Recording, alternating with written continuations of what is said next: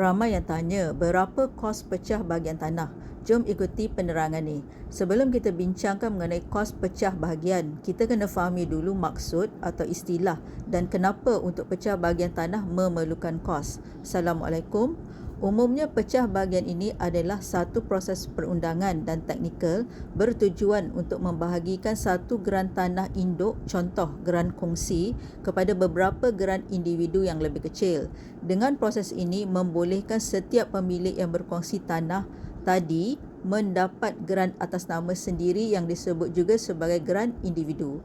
Tujuannya untuk mendapatkan hak milik berasingan supaya urusan tanah menjadi lebih mudah seperti urusan jual beli, pusaka dan sebagainya tanpa perlu melibatkan penama-penama lain dalam geran.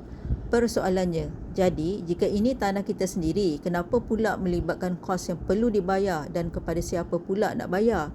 Tak kurang juga yang ingat kos pecah bahagian ni hanya bayar buat geran baru saja.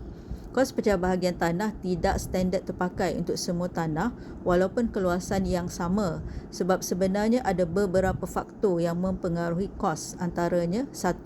Keluasan tanah dan berapa bahagian yang nak dipecahkan. Jika tanah luas dan banyak pula yang nak dipecahkan, maka harga akan lebih tinggi banding dengan keluasan yang lebih kecil dan bilangan penama yang kurang. Kedua, keadaan tanah. Contoh, jika tanah berbukit curam, kebiasaannya akses tanah untuk buat kerja-kerja ukur lebih sukar berbanding yang rata. Oleh itu, kos boleh jadi lebih mahal. Ketiga, syarat-syarat dari pihak berkuasa negeri seperti pejabat tanah, PBT dan lain-lain yang berkenaan, kerana setiap negeri ada kadar caj yang ditetapkan. Keempat, tanah yang mempunyai ramai penama sebab memerlukan lebih banyak dokumen dan boleh jadi lebih rumit jika tiada persepakatan dari semua pihak.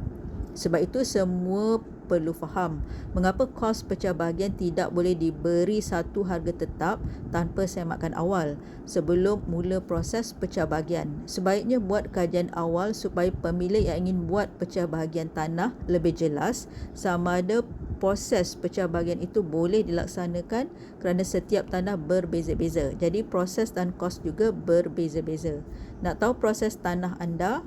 Nak tahu potensi tanah anda, dapatkan semakan awal terlebih dahulu. Diharap perkongsian ini dapat membantu anda memahami situasi pecah bahagian tanah. Jika anda mempunyai sebarang kemusykilan dalam urusan tanah, bolehlah WhatsApp kami di Legacy Empire Properties. Jumpa lagi di topik yang lain. Sekian.